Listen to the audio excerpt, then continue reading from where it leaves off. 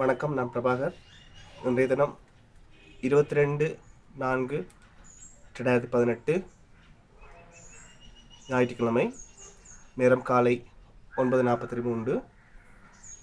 இன்றைய தினம் அம்பலவாணர் வீதி உடுவில் கிழக்கில் அமைந்துள்ள இல்லத்தில் எழுத்தாளர் பத்திரிகாசிரியருமான திருச்செந்திநாதன் அவர்களை நூலக நிறுவனத்தின் வாய்மொழி வரலாற்று ஆவணப்படுத்தலுக்காக சந்திக்கின்றேன்.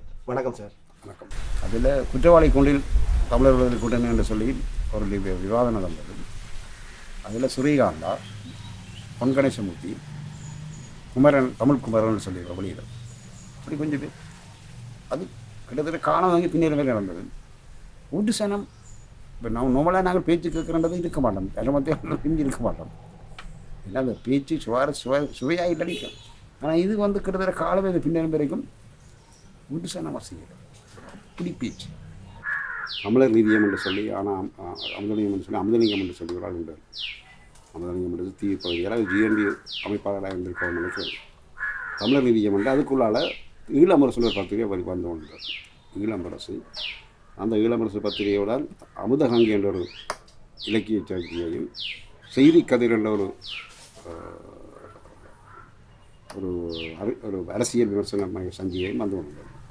இந்த நிதியம் சனத்தில் காசு வேண்டி தான் செயல்பட்டது. தமிழர் நிதியம் காசு வேண்டி இன்வெஸ்ட் பண்ணி அது ஒரு நிலையில் அது பிரச்சனையாக போச்சு. சனம் எல்லாம் காசுக்கு அடிபடுத்துவாங்க, இவரால் காசு கொடுக்கலாம் போச்சு. அப்போ இயக்கமாக தலைப்பட்டு பேப்பரை புலப்படுத்தும் நாவலர்களால் அதை ஒபிச்சிருந்தார். இங்கே யாழ்ப்பாணத்தில் இயங்கின ஈழநாடு அது இந்த சில உள் பிரச்சனைகளால் இயக்கம் புலப்படுது. கோர்ட்ஸுக்கு போய் அப்போ தமிழில் கோர்ட்ஸுக்கு போகுது அந்த வழக்கு.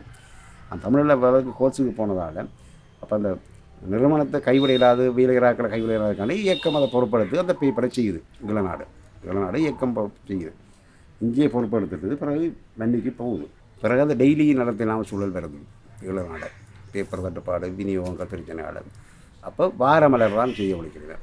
ஈழநாடு மாதமலர், ஈழநாடு வாரமலர் என்று 2 பத்திரிகையை செய்கிறோம். கிட்டத்தட்ட 2 வருஷம் செய்த நாங்கள். அப்போ என்னென்னு சொன்னால் எல்லாமே தட்டுப்பாடு. சிஆர் கோப்பிகளில் கலட்டி தான் அடிக்கிறது. மற்றது எழுத்துகள் எல்லாமே கொப்பி கலட்டி, எண்ணி, தாளெண்ணி எல்லாம் சரியான கஷ்டம். கோஸ்டுக்கு இந்த மாதிரி பேப்பர் விற்கலாது. பிறகு அப்போ எல்லாம் கஷ்டம். பிறகு ஒரு கட்டத்தில் அதை நிறுத்திக்கிறேன்.